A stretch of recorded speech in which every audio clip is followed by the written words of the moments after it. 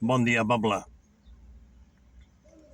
Veig a les notícies que Espanya prepara un nou paquet d'ajuda per matar gent a Ucrània.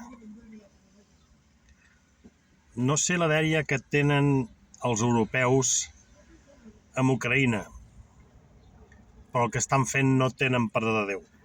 Estan matant totes les generacions antigues, les que venen i les properes. Quina dèria amb Ucraïna. Jo vull recordar que Europa perdrà aquesta guerra,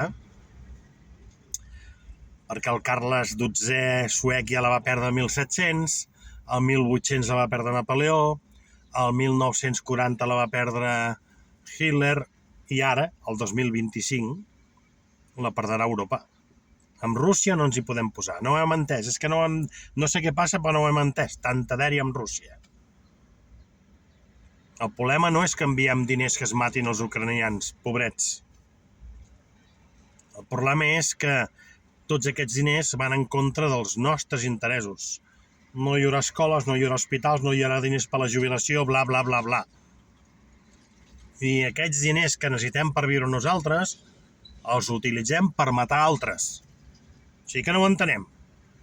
Després anem a votar socialistes, o PP, em dona igual, o Convergència, els és igual, anem a votar. Hòstia, que no ens entenem. Que aquests diners que són nostres per viure nosaltres els malgasten els nostres polítics que votem nosaltres perquè matin a altra gent. És a dir, jo no vull que amb els meus diners es mati ningú. La vida és l'últim que es pot perdre en aquest món. I estem enviant diners per matar gent. Com a Israel. Matar gent. Què collons ens hem cregut els europeus? Poder prou, no? Poder que parem de parar tota la història hem fet mal. Tota la història hem fet mal. I aquest seguidisme que fem dels anglosaxons, potser és hora ja de que ens hi apartem. Potser és hora ja de que ens hi apartem. Ho dic perquè els nous polítics que vinguin ho tinguin en compte. No vull que els meus diners s'utilitzin per matar gent d'altres països. Aquesta és la reflexió d'avui. Visca Catalunya lliure.